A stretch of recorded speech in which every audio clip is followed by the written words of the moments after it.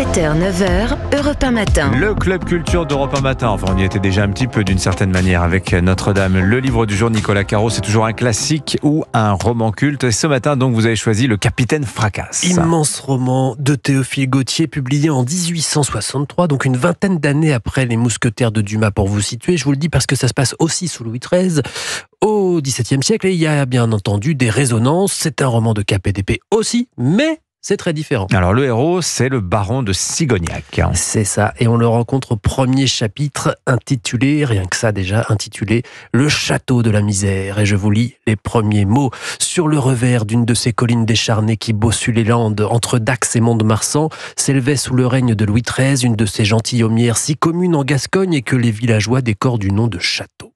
Alors, il y a 2 tours, effectivement, et de loin, la bâtisse a un aspect convenable, mais si on s'approche, on se rend compte assez vite des dégâts. Il y a du lierre qui cache à peine les lézardes, tout est décati, les descriptions, ça peut être pénible, mais celle-là, c'est un chef-d'œuvre du genre. De larges plaques de lèpre jaune marbraient les tuiles brunies et désordonnées des toits dont les chevrons pourris avaient cédé par place. La rouille empêchait de tourner les girouettes qui indiquaient tout un vent différent.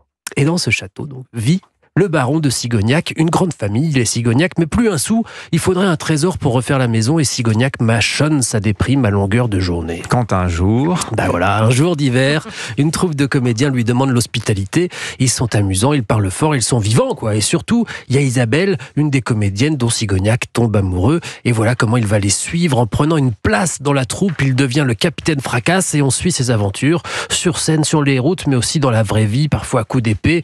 C'est un classique, oui, mais auquel on pense moins peut-être que Les Mousquetaires. Ça se lit à tout âge, mais enfin, si vous donnez ça à un ado, normalement, il ne s'arrêtera plus jamais de lire.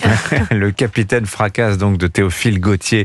Merci Nicolas Caro. Joe Hume, le vendredi, normalement c'est sortie musicale, mais on l'a dit, en cette fin d'année, les artistes gardent tout ça au chaud pour le début de l'année prochaine. Comment on fait ? Eh bien écoutez, c'est très simple. Jusqu'à la fin de l'année, je vais vous proposer une sélection de mes albums préférés de 2024, ceux que vous pourrez sans problème ajouter à votre liste du Père Noël ou glisser discrètement sous le sapin de qui vous voulez. Alors par quoi on commence ? Eh bien écoutez, par une alternative. Si vous n'en pouvez plus d'écouter Taylor Swift, je vous propose Maggie Rogers.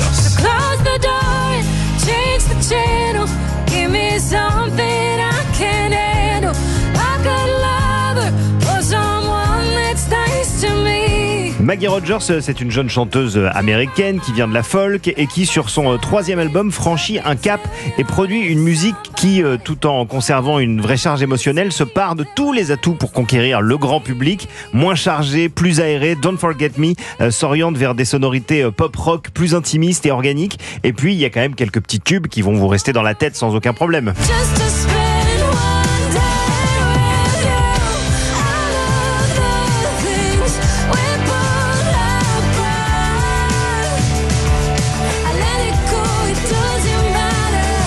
Voilà, donc Maggie Rogers pour commencer. Alors, si on est plutôt chanson française, quel choix vous leur proposez ? 2024 a été une année plutôt généreuse. Marc Lavoine, Indochine, Mylène Farmer, Manu Chao, Catherine, Santa, Louis Chédid, il y en a vraiment eu pour tous les goûts. Aujourd'hui, je vous conseille le très bel album d'un mec qu'on adore, l'ancien chanteur de Téléphone, Jean-Louis Aubert.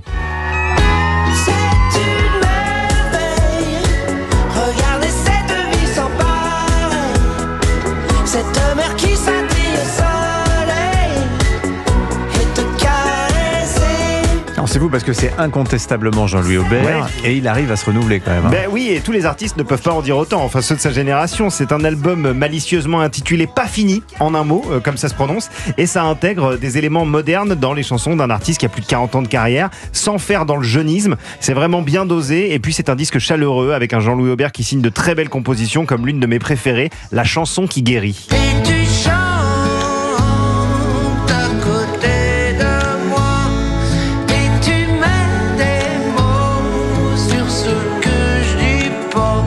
Je sais que la chanson, ça peut paraître futile, secondaire, au milieu de l'actualité qu'on traverse, mais il ne faut pas négliger le bien que ça peut nous faire, même l'espace de 3 minutes. Pas fini de Jean-Louis Aubert, c'est exactement ce que ça nous offre. Il sera en tournée française en 2025, il passera forcément près de chez vous.